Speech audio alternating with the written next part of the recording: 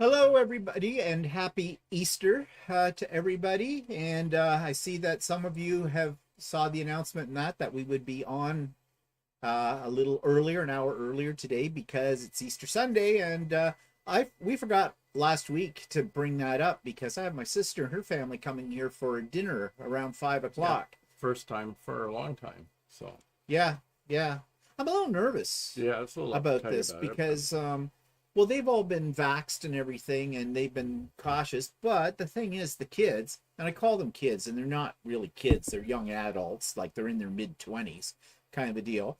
But my nephew is still going to school. He's at a college, and so he has classes there, and my niece works for Staples and she's running to public there. And well, you can only be so I worried for guess so long, so we'll just have to deal with it. so anyways, we'll see. We're dead in the morning. We'll know. An old family expression. So anyways, who's here right now? Laura's here. Hi, Laura. And Jan. Hi, Jan. And hi, Margaret. And I have a feeling there won't be as many people today because it is Easter Sunday. But yeah, people will be busy with if they have guests over or something like that. So they'll catch us on the replay or whatever. That's to be expected. So we'll just give it another couple of seconds here to see if anybody else is going to join in. I'm sure some will come a little later. And of course, some people will probably show up at about 4 o'clock because they didn't see the announcement. And I had fully intended to say that last week, forgot about it completely. So we did say it on the So Chatty episode this week. Hi, Shirley.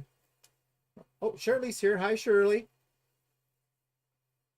And Shirley, just a reminder, tomorrow, 1 o'clock Eastern Time, you and I are doing an interview. For those of you that don't know, Shirley is a member of the Quilter's Way, and you've heard me talk about the Quilter's Way, and she has agreed to be interviewed. So I will have an interview with Shirley coming up. I'm going to talk a little bit more about that kind of stuff anyways in a few minutes. But anyway, so Shirley, consider this your reminder. I was going to send you an email. I should have sent that to you today. Or did I send that out to you earlier? I don't know. No, I was going to send that out today. I'm all mixed up today. I think it's all the whole thing with having people here for dinner, and it seems like forever since anybody's been here. Hi, Cindy. Hi, Cindy. Hi, Eddie.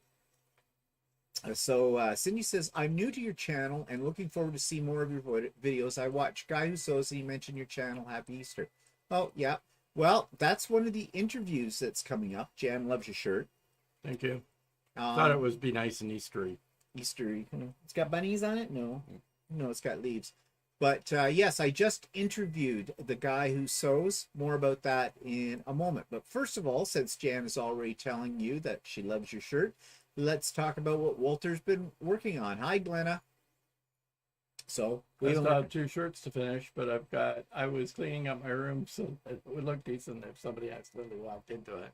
And hi, Chris. I was cooking for turkey and stuff like that, and I can't remember what else I was doing. Yes, Walter was cooking up a storm yesterday. He was doing the turkey.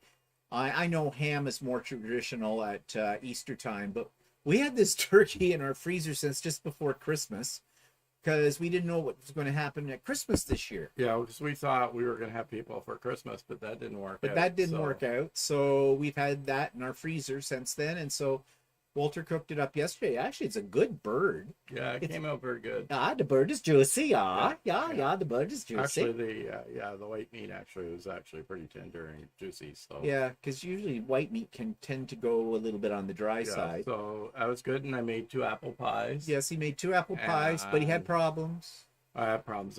He has a hole in his apple pie. I have a hole in my pastry.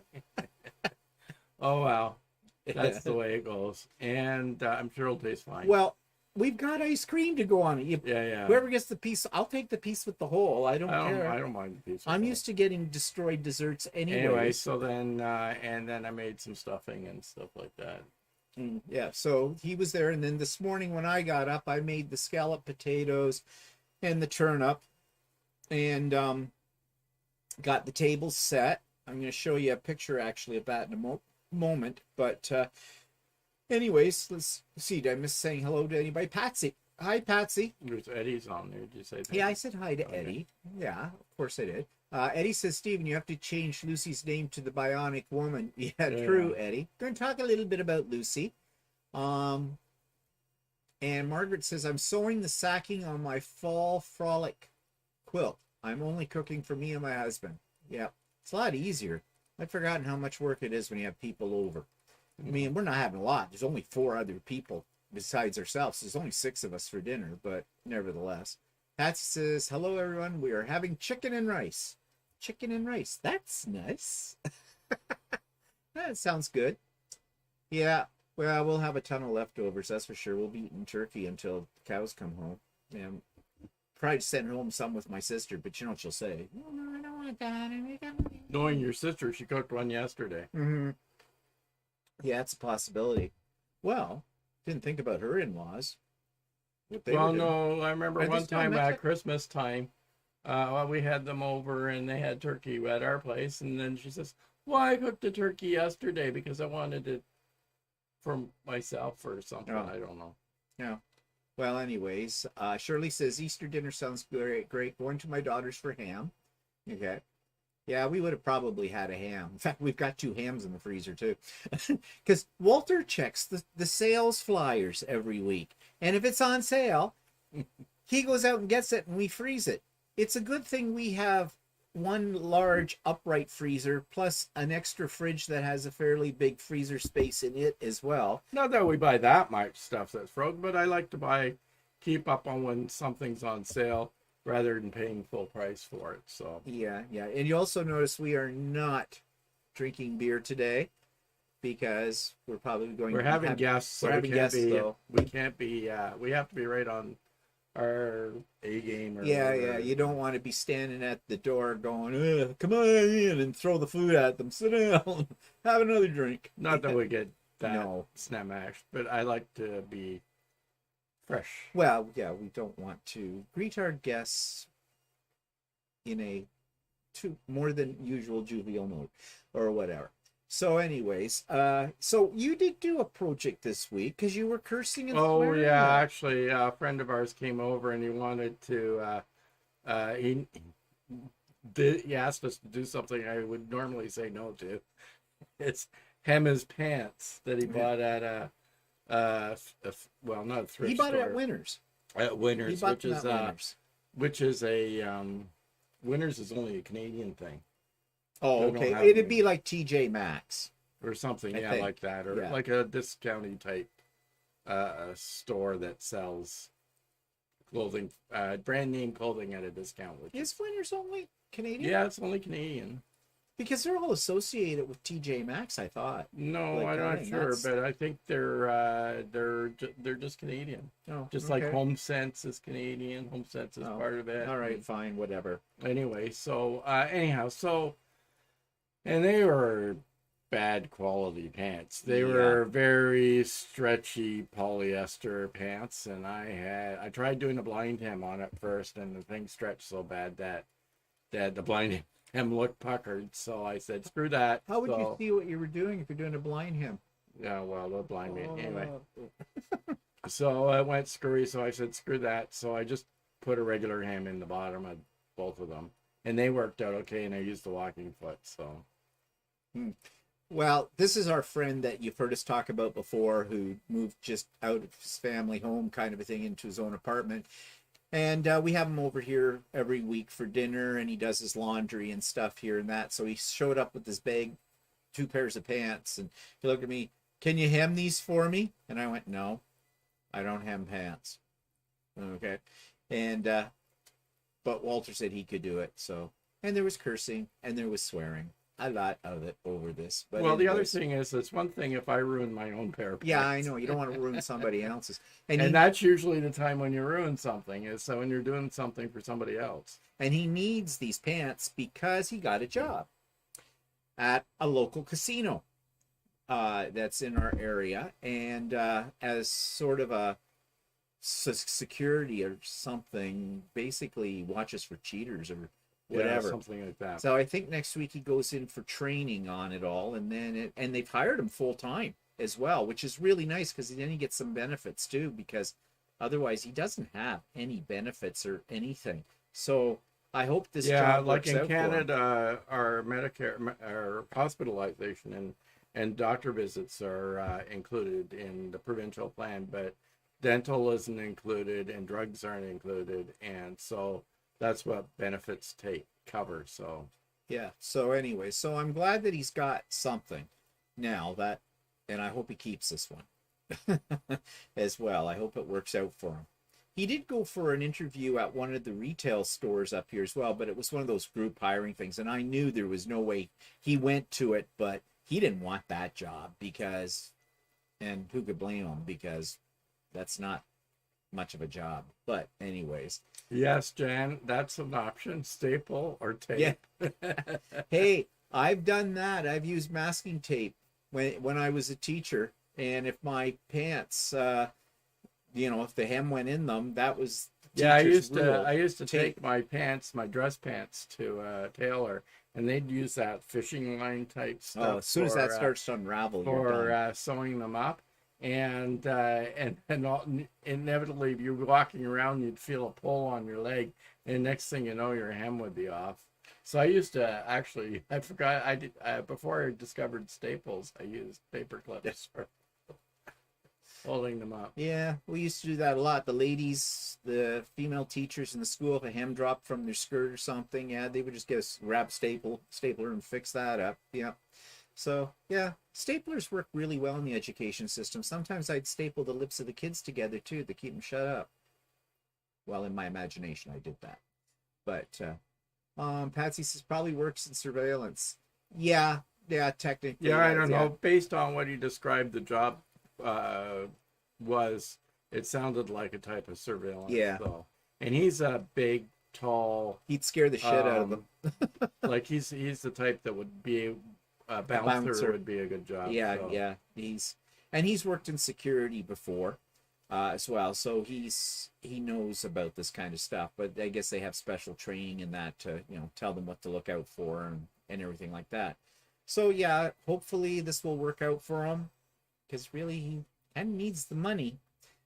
So because he doesn't have any. I don't know if he's getting any from his father or not. I'm pretty sure he probably is, but he would not like to be beholden to his father probably either. So anyways, that was good news this week. So did you do anything else exciting this week? I don't know. You went to Crappy Tire about 12 times, so no, I don't know. I don't. Well, I had to get gas for a cheap price at $75 for a fill up. So. Oh God. If I was a woman, I would suspect with my husband going to Crappy Tire all the time that he was having an affair. No. Or something there. Oh, I don't know. Does it matter? You said that. Well, actually, no, it doesn't. I don't care. It's out of my hair. Glenna says make turkey soup with your leftovers and freeze it. Oh yeah. Yeah. Yep. Soup, turkey pot pie, all kinds of things. Turkey bolognese. Turkey with pasta. Who knows? Hot turkey sandwiches. Yeah. Whatever. We'll see. Well, it's not that big a turkey. No, actually, it wasn't huge. It was about a 14-pounder or something. Yeah. So we'll see. But anyways, so what have I been working on? Well, my time is being taken up with the quilt path, with my Lucy. That's the electronic part I've been waiting for, right? And whoa, does it have a learning curve.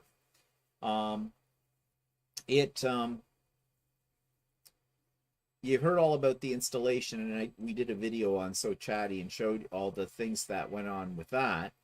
But now I'm trying to learn the software. And yeah, okay, here's something. This is their latest version of the software. They just came out with it. In fact, it was funny. Well, let me back up. After we got it all hooked up to Lucy and that, I was afraid to use it because it said in the instructions you should have uninterrupted power supply.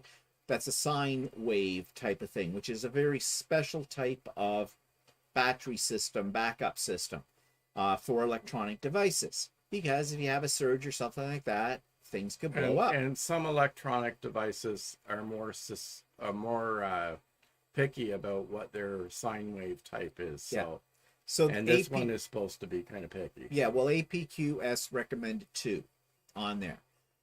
Pricey little items. Well, you know, this whole adventure, buying Lucy, buying the quilt path, that's what it's called, and that's all been priced anyway. So in for a penny, in for a pound, a lot of pounds actually, with this. So yep, thought okay, another thing we have to buy, and we're talking. Well, we did buy one. $900. Well, after tax. Well, as if that makes it sound any different. So you still have to pay it, you know. Yeah. It drives me nuts. People always say, "Yeah, it's only $800. It's $500 plus tax." Well, you make it sound like somebody else is paying your tax. Nobody else pays your tax, as far as I'm concerned. That's the cost, including the tax. Mm-hmm. So, anyways, $900. But I didn't know how long it was going to take to get, but Tracy at Whirls and Swirls, who's our dealer for all of this, she was right on the cell phone, like sent me a text message, because she knew when we got the machine. I didn't have to tell her, because it's traced through the company in the States through her. And she says, "So are you all excited about the machine?" I said, "Oh yeah, we're putting together as we speak." But I said, "What do you use for a power supply? Do you use the one they recommended?" And the whole bit. And she goes, "Yeah." Oh, and she says, "Oh, did I forget to tell you about that?" Uh-huh. I guess she did. And she says, "Ooh, I dropped the ball on that one." Now, not her fault. I mean, you know, it happens. So big deal. But she says, I said, "Yeah, we're going to order one that particular day and everything." Well, we asked her to recommend where she got it from. Because what we were looking at looked like we'd have to order it from the States. Yeah. At that point. But she got one here in Canada, actually, in a place not that far from us, actually, on the other side of Toronto, kind of a thing. So, anyway, she says, "I just had one came yesterday." She said, "I can't use it yet because I don't have the machine that I'm putting it on." She says, "I can drop it off on my way home from the shop." She said, "Your place, if you want. And then when yours comes in, you order it, you can just drop it off down here." Now, there's good service. I mean, you can't get any better service than that. And I said, "Well, if you don't mind," I felt a little funny about, taking it that way, but I did kind of want to use the system, and I could have used the system, but be my luck that suddenly there'd be a huge power surge and blow everything up. So anyway, she brought it over and we hooked it up, and it's working fine. And we've got the other one on order. It should come. We're hoping it'll come sometime this coming week. With it. It sounded like she got hers really fast. Yeah. So, and they do have 7 in stock when I ordered it, so I should be able to get one. But anyways, so that'll be good. But in the meantime, she said to me, "Okay, I've got a secret for you, a surprise." She told me this on my phone on a text message when she was on her way over. I had a feeling I knew what the surprise was, and that was the latest version of the software, the upgrade for it. But when I got the machine up and running, I went into it and did an update. And so she comes in and she goes, "Yeah," she says, they're rolling it out, but they're doing it in stages. They're sending people emails saying when they can get it and all this. But she says, "There's a little secret here." I said, "Yeah, you can go into the updates and put it on." I said, "Oh, I got it on." She looked at me and said, "Version 5? I said, "Yes." "Take a look at." She said, "No, that's the one." I said, We're not stupid. We're not stupid about this. So anyways, so we got that all going and whatnot. And so now I'm trying to learn it. But this is what I was started to say. So they have this latest version. They do not, the company that puts it out, well, APQS makes the long arm. The software program comes from another company called Grace Company, which if you're a quilter, you've probably heard about them.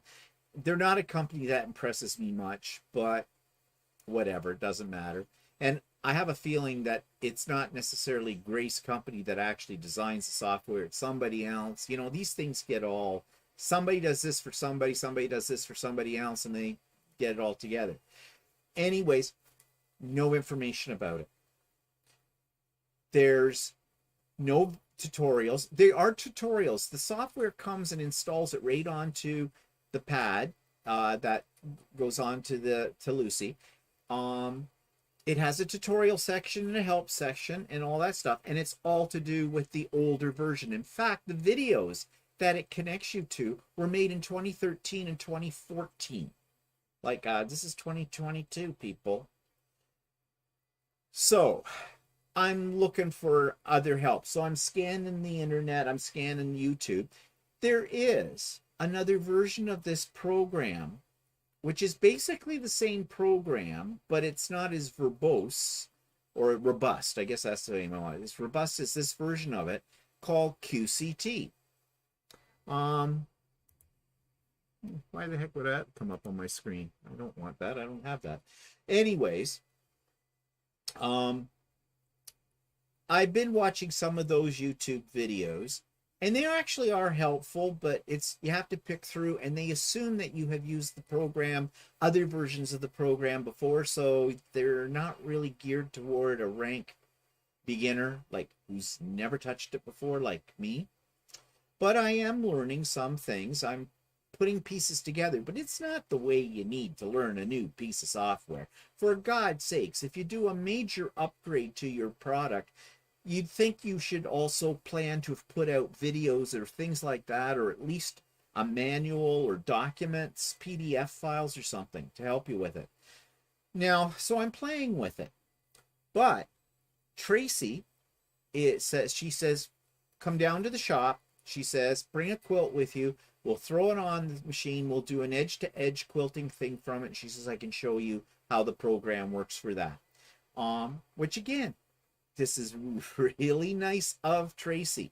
Yeah, it's really good that we have her, yeah, as a resource. So, and she even said, well, you know, if you get stuck with it or something, just give me a call. Just give me a call or text me, and I'll walk you through it, yep, type of thing. So, and she will. And but anyways, so that's on Tuesday. We're going down. I have a feeling we'll be there quite a few hours.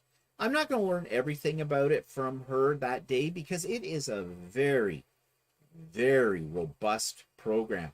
It will do a lot of things. You can create your own designs in it. It has a recording method on it. I haven't even tried that yet. That's beyond my scope. I just wanted to try to get an edge-to-edge design, and I have been able to do that. Now, I am sure there's some nuances of doing that I don't know yet, that Tracy will probably show me. But slowly but surely, I'm learning how to use it. I haven't done an actual quilt yet. I'm just using, you know, blank fabric kind of a thing and play around with it. But I am going to do a series of special videos about this, about my journey with the quilt path and what we do with it all. And we put the first one up as part of So Chatty last week, and that was the installation of it and getting it all together and that kind of thing. And we'll build on those videos as time goes by, because as I said, it's got a steep learning curve with it. I did join a Facebook group as well, and there's one guy reached out to me and he said, anything I want to know, he's been using it all for years and he's got the latest version and the whole bit, just ask him and he'd be more than happy to help me out. So that's really nice too, because on that particular Facebook group, and Tracy said this too because she's on there as well, there's a lot of whiners, like, yeah, I can't do this, I can't. And they're the kind of thing where people don't give you enough information for somebody who does know what they're doing to be able to help, you know. I don't know why people do that. I get it here. I get comments on here. People ask us for help on certain things and they don't give us enough information. And I'll be honest, I don't mind helping somebody out, but you know, I also want to see that this person has tried to help themselves out as well. A lot of the problems can also be like machine specific or something, and you might need like if you've got a dealer that you've purchased the machine from, you're probably best off to go back to the dealer and say, show me how to do this. You know, am I doing something wrong? Yeah, it's like sewing machine questions as well. like somebody wrote a comment yesterday on about the M7 and said they had watched my video about it or something, and they said they were having trouble with their decorative stitches. They weren't. They were. I forget what they said. They were causing the fabric to go ripply, or they weren't. They weren't even, or something like this. Yeah, well, problem with decorative stitches, doesn't matter what sewing machine you're sewing them on. You can't expect them to work on one layer of fabric. You have to have some sort of backing stabilizer or stabilizer, or if you have several layers of fabric, it might work. But I've sewn it on bags before, but I've had a layer of fabric and batting and some other stuff, and they work okay on that. But you need a stabilizer below your fabric, otherwise they'll just all pucker up. Yeah, but my point here about bringing that up was no information. So what have you tried? What were you trying to do? In fact, I wrote to her and said, well, about what Walter just said, you need stabilizer behind it. Whether, she says, well, she was doing it on a sandwich, like as in a quilt sandwich. Well, okay, we were speculating about the problem with this now. She said, yeah, well, she would try stabilizer or something. Okay, great, fine. But I'm thinking, are you trying to quilt on a quilt using decorative stitches on your sewing machine? Because there are so many problems with trying to do it. You can sort of do it, but not really. Like if you're trying to do free motion, you really can't use decorative stitches on the M7 for free motion. Well, I wouldn't think that it would allow you to do it, because it would expect you, like, those are stitches that have to have the feed dogs up. Yeah, I know, Yeah. but you could. Yeah, even though if you have the feed dogs up and you put depending on, I don't know how much knowledge this person has about quilting on a sewing machine. Yeah, you can't push it under and do that. But if she was trying to, as with the feed dogs feeding the sandwich through, if she was trying to turn it or around like that, well, that would start to distort her stitches. It would just distort, but I don't know. So this is the thing. People will ask us questions, and I'll be honest, I don't always answer the question, because I figure I'm not getting into a back and forth with it, because this person isn't giving me all this information that I need. And it's very difficult when someone's having a sewing machine problem to diagnose what their problem is when you can't see what they're doing either. I mean, because some people have a really hard time describing what the problem is, mainly because they don't know why they're having the problem. So, it's like when someone asks you for computer help. Well, I turned the thingy on, and then the thing that comes up on the screen. Well, then I hit the enter key, but then there was this other thing that came on. And so I pushed that other, the one that's up there. No, I don't know. Did you turn it off and turn it back on again? That's the standard line. But anyways, so yeah, there was a lot of that kind of discussion in this particular Facebook group as well. I'm sure if I spend more time sifting through it, I'll find maybe some stuff that is very valuable. I don't know. It's a resource. So Eddie says, Walter, did you find driving on the left in Australia easy to get used to? I drove in Ireland and England, and it got easy after a few minutes. Hi, Judy. I didn't have too much of a problem. I was a little bit nervous or a little uptight about it the first time I did it. I was more uptight when he did it the first time. And plus, the first time I did it, I rented a car in downtown Melbourne, so I had to navigate through city traffic before I was able to get out onto highway. But actually, that wasn't too bad, because I studied the maps as to where I had to go in the city before when I got in the car, and I got my mind wrapped around how it would work if you drove on the left. And actually, it wasn't too bad. The biggest problem I had at the beginning was because I'm sitting on the opposite side of the car, I ended up straddling the shoulder. The shoulder I ended up driving to my side of the car. I kept shoulder going. Trees. First. Trees. You're trying to. So I had to get my mind wrapped around getting the car back to focusing on the road and making sure I got in the center of the road as opposed to drifting off to the side. My hair used to be much darker until that trip to Australia. Probably the biggest problem I had to get used to is that every time I tried to do a turn signal, my wipers would come on because the controls were on the opposite sides of the steering wheel. So, and luckily in Australia, I didn't have to also contend with stick shift because I mean, I could drive stick shift, that's not a problem, but I'm used to driving it on the right hand side of the road and not the left hand side of the road. So so I had an automatic, and the roads in Australia are very, very much like North American roads. Yeah. So that it was probably a bonus as well. So because they're very modern and wide and easy to drive. And in Australia, they also have very, very strict speed laws. Yeah. So you have to really be careful not to go over the speed limit. So, and for the most part, we didn't run into any asshole drivers. no. Funny though, there is a YouTube channel that comes out of Australia showing asshole drivers. So most of the drivers are very courteous on the road, at least from our experience. So yeah, and they warn you not to drive at night in the outer areas. Yeah, outside of the city, you shouldn't drive at night Because you might hit a kangaroo. Because of all the wildlife that ends up on the road, including kangaroos. So, and believe me, Australians take top spot when it comes to roadkill, because you see stuff on the side of the road that's huge. You will see, and this is kind of gross, you will see kangaroos, full-size kangaroos, split wide open, laying on the side of the road. well, mind you, that's the day we took a drive up a logging road where logging trucks were driving up 24/7. So they'd be hitting kangaroos. In the Well, middle yeah, of the night. transport truck drivers that, and a lot of the Aussie, like people that have half tons and that kind of stuff and 3/4 tons, they have rhubars on the front of their trucks.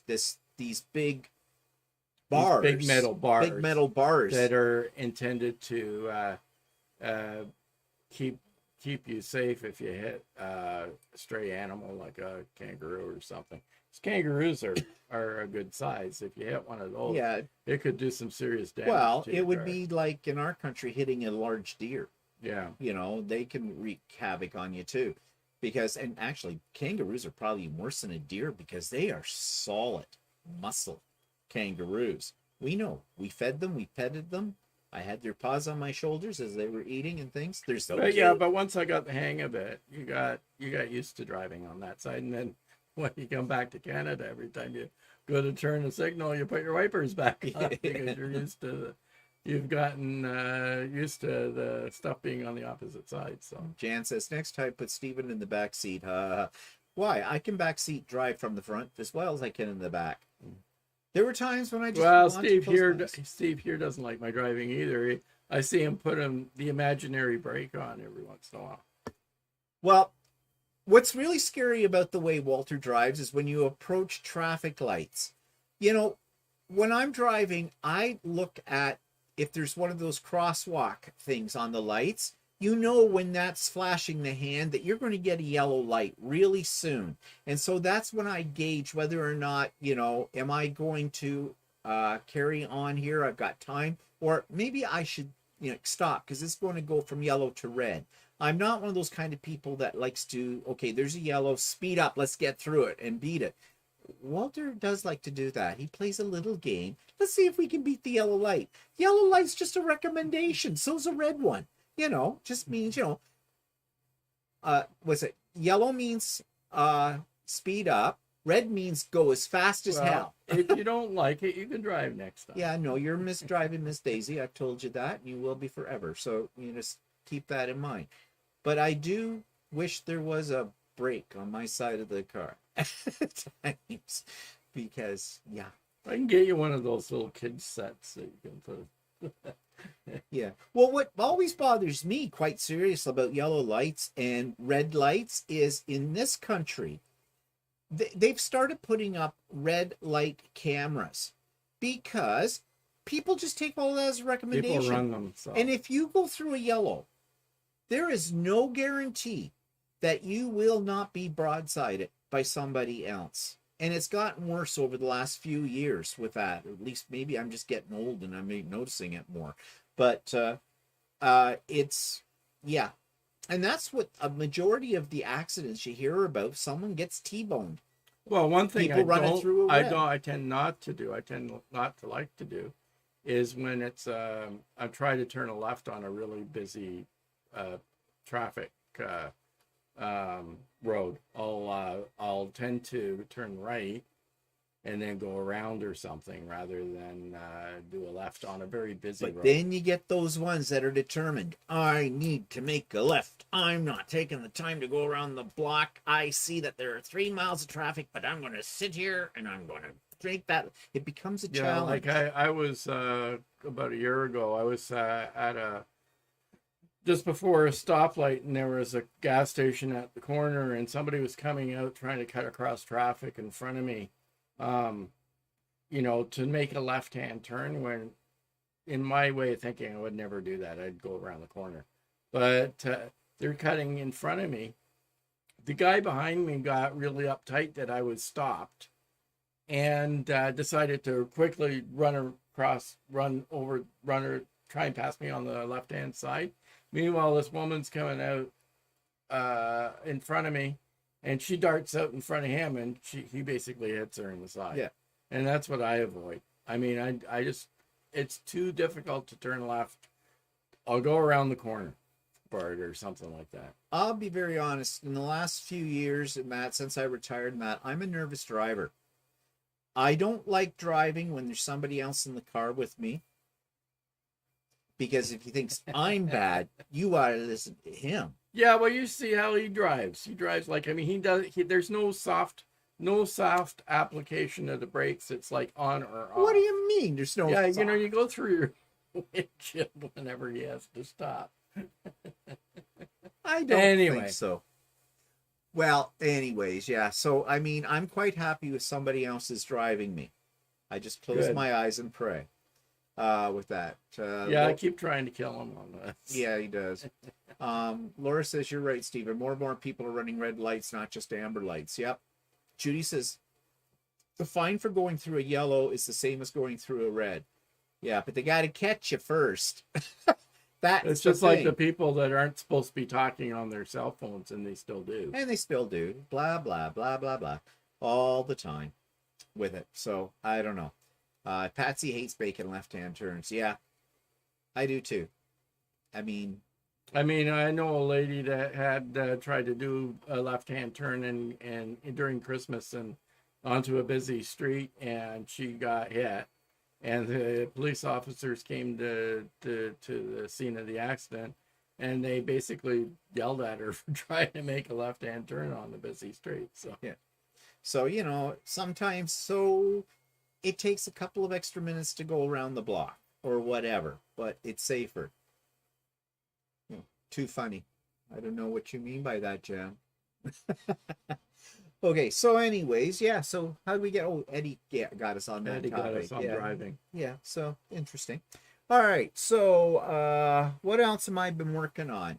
Well, I've been playing with the Accuquilt.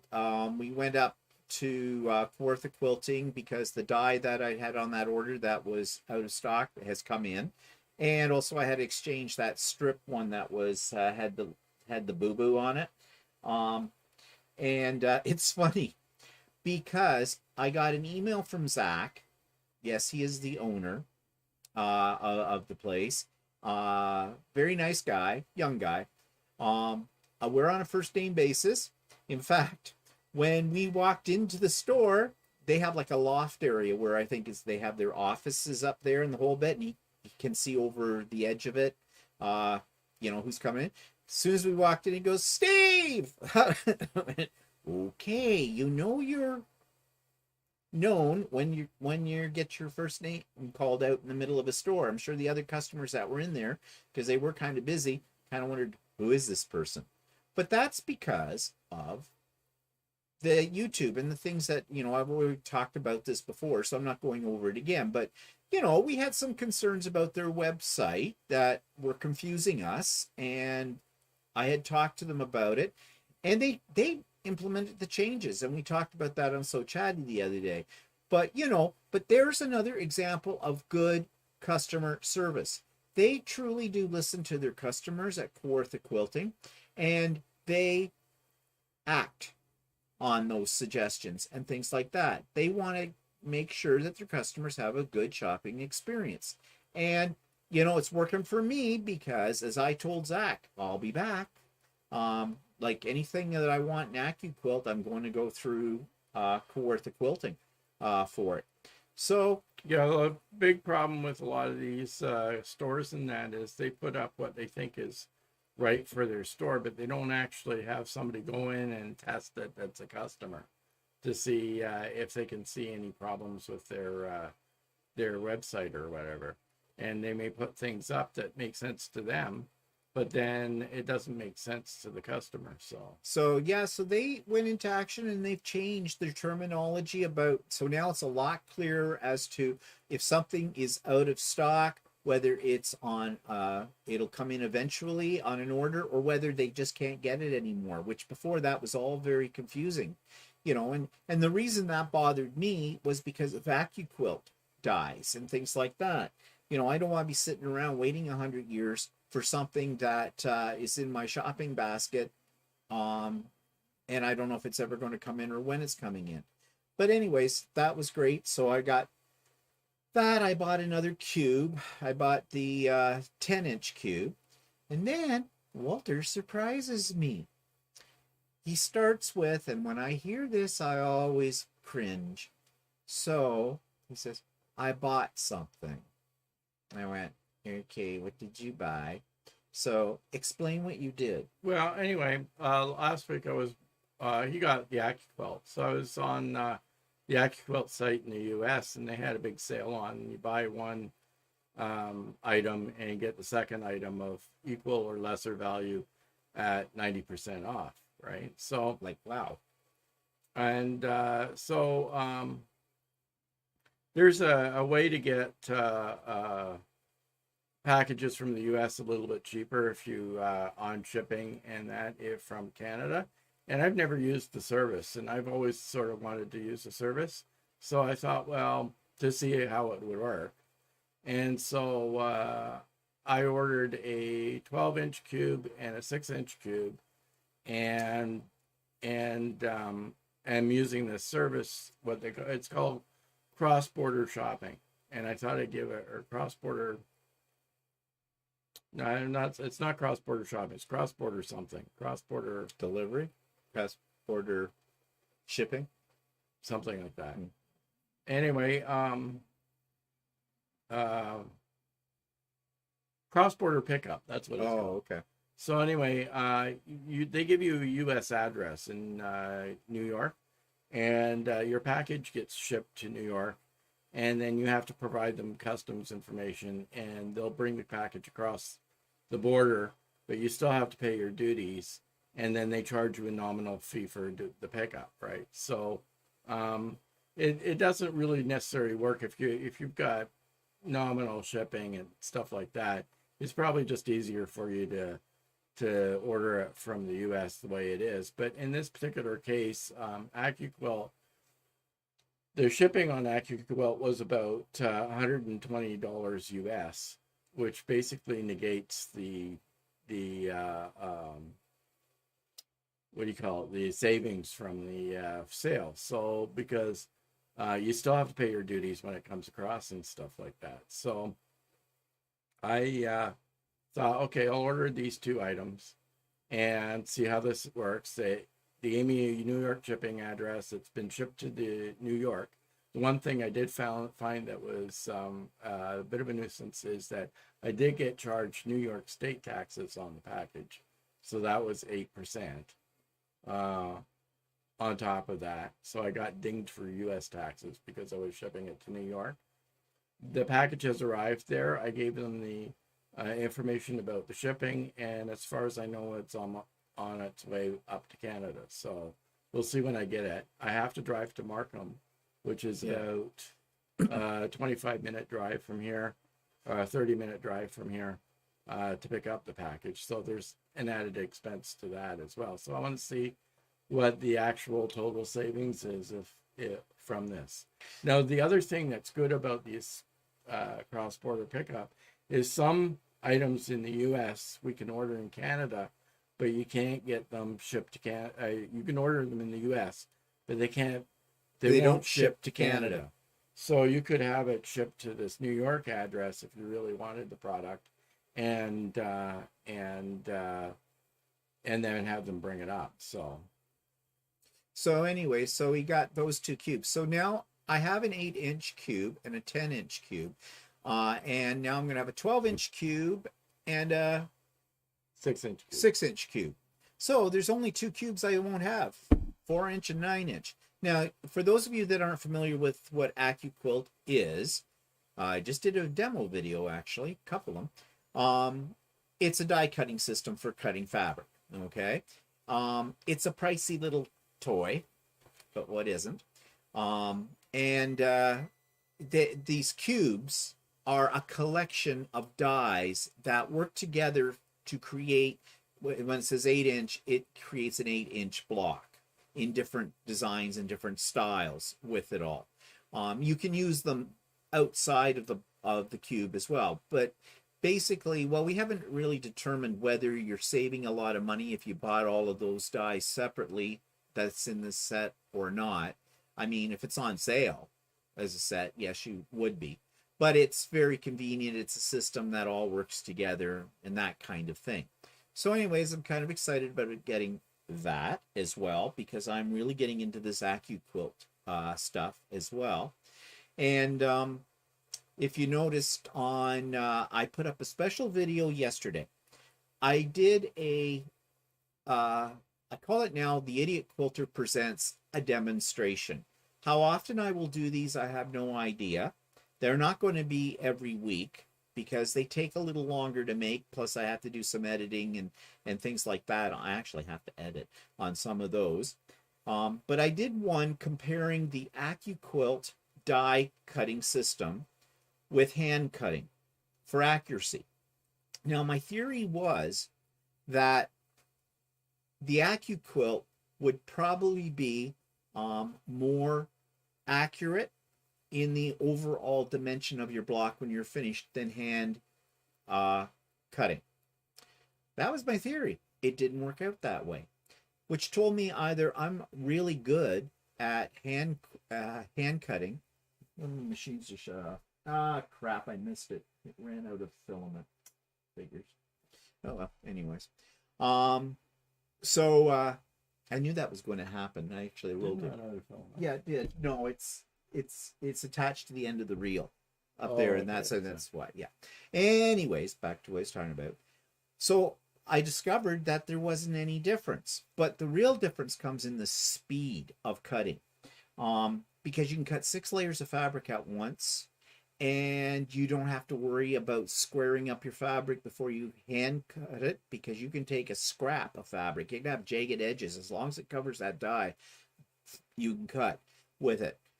So anyways, that was my first demo. My next thing is going to be, I saw this video that just came out from Accuquilt, and apparently they give all of their dies a number.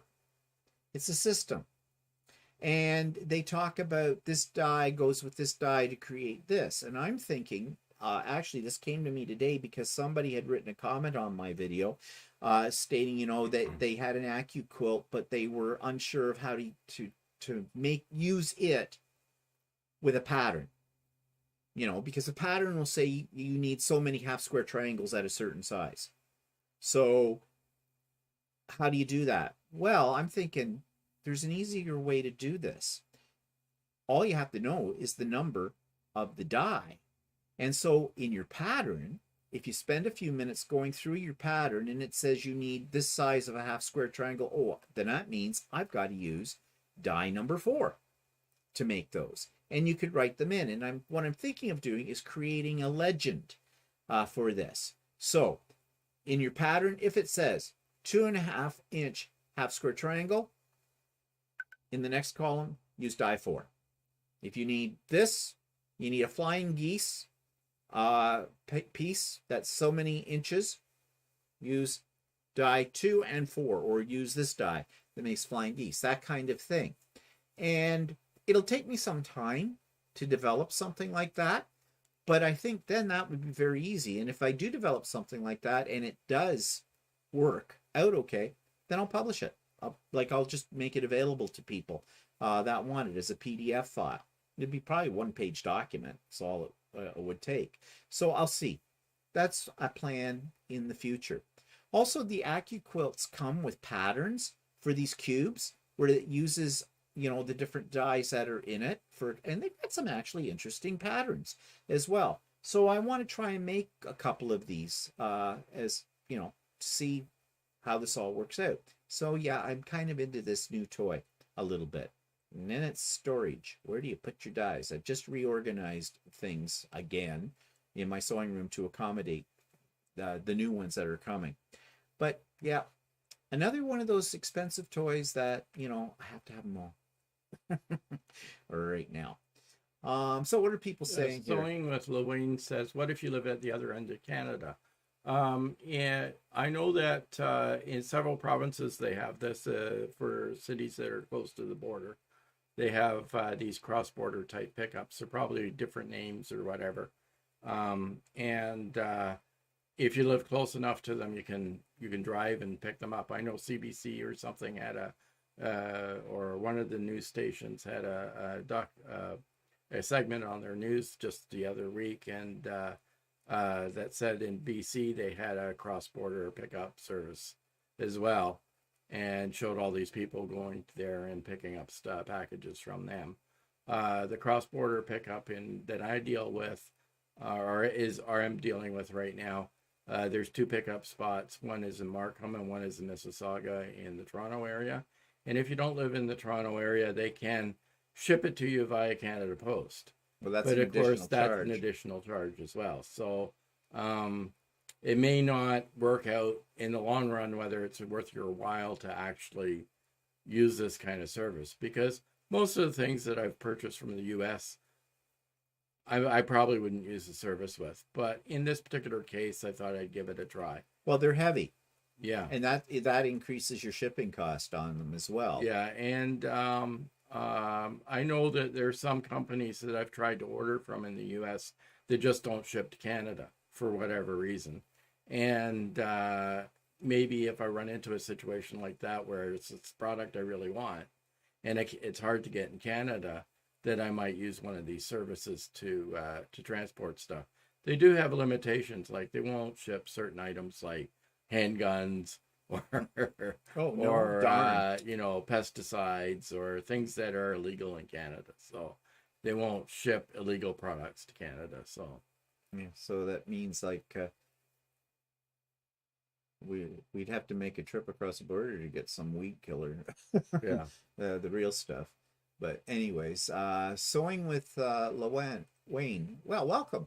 You're new to our channel. But yeah, you can check out whatever province you live in.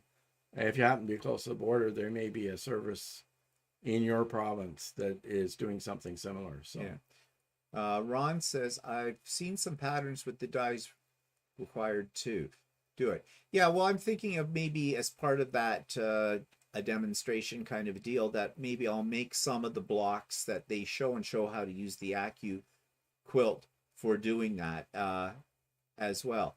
We'll see as time goes on with that. Laura says, in Vancouver, you can get cross-border to send items to Bellingham, Washington. My family uses it there. It's easy to go down and pick your packages up. Yeah, then you'd still have to cross the border, though. Yeah. In this case, they pick it up and take it across for you. So yeah, I mean, they have to do it legally. Like, you have to pay your duties on them. So I had to send them my my bill of sale to itemized bill of sale to so that they would charge me the adequate duties on it. So it's basically it's a legit business. Like, it's not the fly by night or something like that. No, they actually do it for businesses too, because they talk about having skids and stuff like this of of product. You can rent a skid or something. So As Eddie says, next time, Walter, ship the packages to me and I could drive them up to you. I only charge one Swiss chalet chicken. I live 2 hours from the border. Well, Eddie. yeah, you live 2 hours from the border, but another 2 hours from To us. get it, yeah, another 2 hours from us. Yeah. Or more than 2 hours, actually. Oh, Sean. Oh, yeah. So, Lorraine is, yes, news. Sean from The Guy Who Sews recommended to check your channel out. Oh, did he just do that on his video today? Because I interviewed him on Friday. I interviewed him on Friday, and that interview will be posted on Tuesday this week. But I know he does an update kind of a thing on Sundays, and I've got it in my watch list. I haven't had a chance yet to watch it, so that was nice of him to do that. We had a really good discussion, so I'm going to turn the discussion right now to upcoming interviews because I haven't had any for a bit. I mean, my last interview was the one with Kate from the last homely house, or last homely house, yeah. Which, oh my God, that video has gone. That when I post up, it's now over 23,000 views in 4 weeks. Like, I find that astounding, with that. But anyways, so and that's great. And she was definitely worth interviewing. There's no two ways about it. Love Kate. And I have to thank Eddie again for putting me in touch with Kate, okay? Because he'll let me know if I don't say that. Won't you, Eddie? But anyways, I interviewed Sean, the Guy Who Sews. He's been quilting for about 8 years. Couple of things I like about Sean is that one, he's a man and he's quilting. And I don't have a lot of men that I've interviewed. I think I've only interviewed one other man. Oh, no. No, did you? I didn't interview. No, I never interviewed Eddie. I could interview Eddie though. There was, who was it? You said Eddie was talking about Adam Sews. Have you seen him? No. Okay, write that one down because that's one I haven't heard of. Okay, Adam Sews. All right. But anyways, and Sean is also an Aussie. I mean, he's lived in the States. He lives in West Virginia, I believe. And I think he's lived in the States for quite a few years as well. But he's still got the Aussie accent in the background. But he's been quilting for about 8 years. And so it was a good interview. And on Monday, I'm interviewing Shirley, who's on here as Around to It. That's Shirley's YouTube channel, which I haven't reviewed yet, but I'm going to. But I was saving that for when I post her interview, which will be not this week coming, the week after as well. But I know that's going to be a great interview as well. But if any of you out there would like to agree to an interview, I'd be more than happy to interview you. Kate is the most famous one I have ever interviewed. Okay. And based on like the fact that she has a huge following on YouTube. You just interview regular people because regular people give you inspiration and show you new ideas, and you can see that everybody comes from different walks of life. I don't want to interview the gurus in the quilting, crafting, sewing, and that's another thing too. It's not just about quilting. I'll interview people, anybody. I figure anybody who's being creative or is a creative is also an artist in the widest explanation. And a lot of times, like even if they're paper crafting or something like that, often there's things that transport across mediums, whether you're... A transferable skill, as we used to call it when I taught school. That kind of thing. So, don't be shy. It's harmless. I don't hurt. Okay? I won't bring you any pain with it. So, if you want to do it, don't be shy about it. Just say, hey, interview me. And I'll set up the questions for you, and we'll set up a mutual time. It'll be very relaxed. It'll be just like we're sitting here talking right now, except people will see you. Okay, on top of it all. Laura says, my local scrapbook place gets their items through the cross-border service. It saves them a bit long run. In the long Oh, run. in the long run. Okay. And Eddie says about, yeah. Jen says, I'm irregular. Oh, well, yeah. Well, that irregular people are the most interesting people to interview. But, here's the thing. Okay, not to call anybody out. I listened to a podcast that's done by a Canadian quilter. She does interviews all the time, but she interviews people who are in the industry. Well, what I mean by that is they're people who, they do classes, they show up at quilting things like QuiltCon and Quilt Marketplace and things like that. Houston, all of those places and that. They're people who are known in the quilting community, kind of a deal. Now, I wrote to her at one point in time and said, I listened to your podcast, I love it, and I love hearing these people, but have you ever considered interviewing, ordinary people as well? Because, I have found in my interviews, these people have a lot to offer in terms of inspiration and ideas and things like that. And she turned around and told me, oh, yeah, she has done that. I have listened to her podcast since she started it about 2 years ago or so. And I have yet heard one person on there that I would consider to be your ordinary person in terms of the quilting community. So, that didn't impress me much. Also, she is running it as a business. So I suppose, you want people that are known names and you get an interview because you're going to attract more people to your podcast and to your business as well. So I understand that. But really, she puts it right in. The issue I had with it was right in her opening statement, her opening for every one of her sessions. She says, everyday quilters. She interviews, she goes, this, and everyday quilters. And that's what I said to her, well, no, you really don't.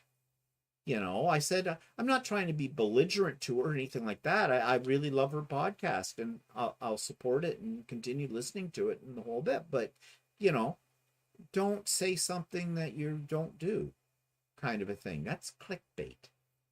So what Luann said, Luann, or yeah, have you heard of Eric from Treasure Heart Creation? Yes, I have.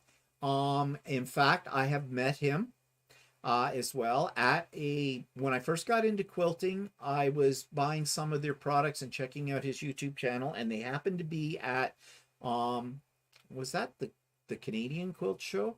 Oh yeah, they're the ones that do all the he does all the stuff with the panels and the very elaborate, and then he puts and the other things. Yeah. Oh. Yeah, maybe he would. Maybe I should consider writing him and see for that. He's what I would consider an in-between one, because I think he has celebrity status in terms of, I don't know what that was. Oh, that one is done. Oh, they're all done. Okay, I'm back. Squirrel. He's kind of an in-between celebrity because they have a YouTube, they have a business, and I think a lot of people do watch their YouTube. They do not put up a YouTube, though, on a regular basis, a session. But then again, he's maybe not that well known by many people. So in between one. So yeah, that's a good suggestion, actually. I'll have to check that out. So potential down the road. Okay. So what else? Talked about that. Okay, I gave away a quilt this week. A friend of ours is going through a very difficult time right now. He has just been told that he has cancer, and it's not a good form of cancer that he has, as if any form of cancer is a good one. In fact, we were a little shocked because we were talking to his partner and about it, and his partner said that the doctors had basically given him a timeline of about 1.5 years. And we're hoping that's not true. I mean, you got to have hope, right? So I gave him one of my quilts as well, because I have heard he's starting chemo this next week coming up, and I have heard from other people that have gone through chemo and that something like a quilt keeps you warm, because I don't know what it is, but apparently, well, a lot of times you feel very ill, yeah, from chemo, so and you're cold and things. And I have read lots of things or seen lots of things, where people say that quilts actually bring comfort to people as well in times of stress. So I took that over to his partner. Actually, his partner works in the same town. They live in another town, not that far from us, really. But I didn't know whether he'd be home or whatever, and that. So I knew his partner was working. In fact, I phoned the store he works in and asked if he was there, and they said yes, he was. So I went down and we delivered the quilt to him to take to, to this friend of ours. And yeah, he wrote me a note, said he really appreciated that, and that was great. And so that made me happy. That made me happy that I gave one of my quilts to somebody who, one, appreciate it, but it's a small thing, but if it makes their life a little bit better for a little while, then that's the kind of thing. That's why I don't give my quilts away willy-nilly. I want them to go to, it's going to have an effect. I don't know. I don't have words to describe what I'm trying to describe with it. So, and I'm sure you understand too. So anything, we're hoping that, hopefully the chemo does Yeah. something more than the doctors have set up for him. Well, doctors don't want to give false hope, Yeah.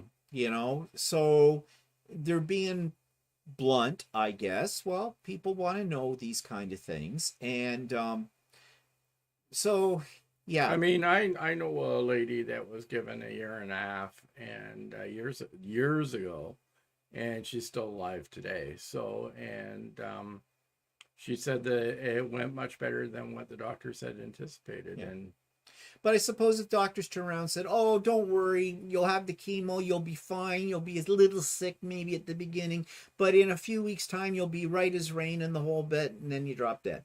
Okay. I don't think doctors want to give that kind of false hope there, because that's not really serving the purpose. They get the chemo, Yeah. they get really sick and stuff like that from it. Some people don't get sick from it, but most of the ones I've ever heard of, yeah, they're not in good shape with chemo. So anyways, we're hoping for the best. And if I could do something for him, because what can you do for people when they're going through something like this? I mean, people always say, if you need anything, let me know, and the whole bit. And I think most people are being very genuine when they say that, but it's not specific, because like we said to his partner, if there's anything we can do. And I said, if you both work or whatever, if we're retired, if you need to get him to an appointment and, it's difficult for you because you're working or whatnot, just give us a call. We can make it work. We can do it, because our time is our time, so we don't mind doing this at all for you or whatever, because we can. So anyways, we'll see. It's kind of a sad thing. It came out of the blue, but then often these things do, don't they? Anyways, let's get off that and let's talk about something really cheery. The 6th wave of COVID in Ontario. Yes, we have officially declared it that we're going through the 6th wave. But our people who lead us in this country or in this province anyways, they're basically saying, oh, but it's not going to be as bad as any of the other waves.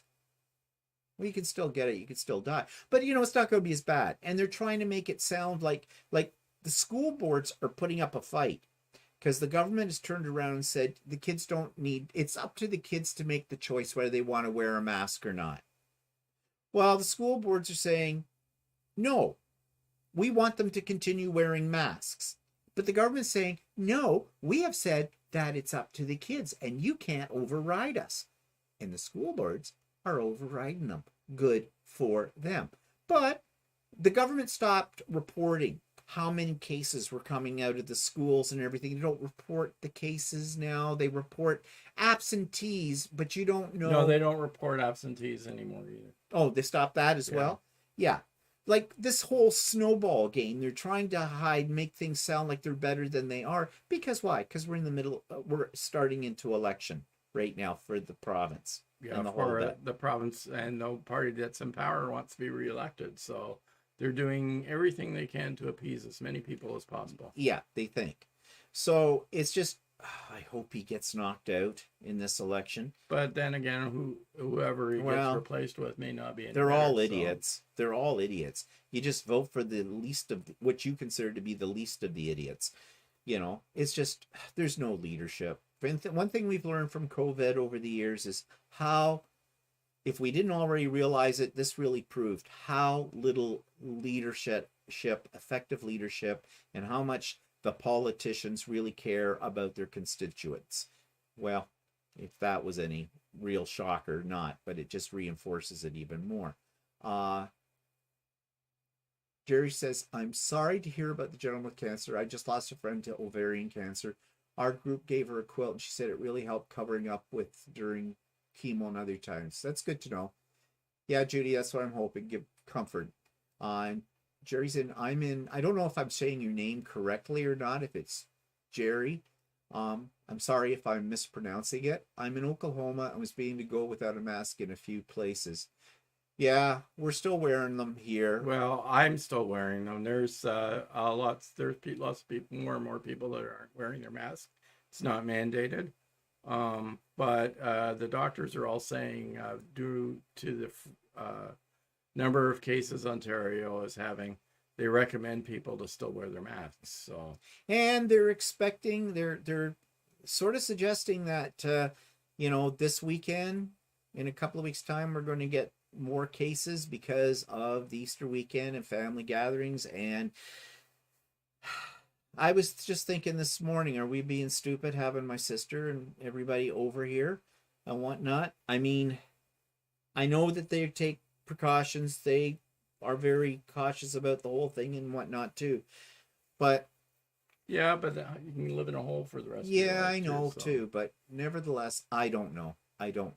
We're just hoping for the best out of it all. I mean, we've been triple vaxxed, and in about 3 weeks' time or so, we qualify to be able to get the second booster. We did go to a retreat with about and we've been fine, but we were being cautious there too. I don't know. But you see, the majority of the people at that retreat, as far as we know, they were all vaxxed and everything because they're older. We don't know that. We don't know if everybody was, but if anybody that wasn't, they were keeping their mouth shut about it. But I have a feeling pretty much everybody was there, just by the nature of the group and the whole bit. But yeah, who knows? Anyways, it's been several weeks since then, and we've been fine. So good, knock wood. But who knows? Sewing with Lawayne says, here in the Bay Area, we had to walk out by students and teacher over the mask issue. They wanted to keep them. The school board did not. Whereabouts are you located? Yeah, where's the Bay Area that you refer to? I have a feeling you're out in the West. Not sure. Oh, I did say your name right, Jerry. Okay, that's great. I'm glad I got it right. Yeah, so anyways, we'll see what happens from that. And yeah, well, I guess you're right. We can't live in a hole, but we're not flying anywhere. Not yet. Why not? You're a prick. You can be so contradictory. Oh, she's in San Francisco area. Oh, San Francisco. Oh, okay. The Bay Area. Okay, that makes sense now. Yeah.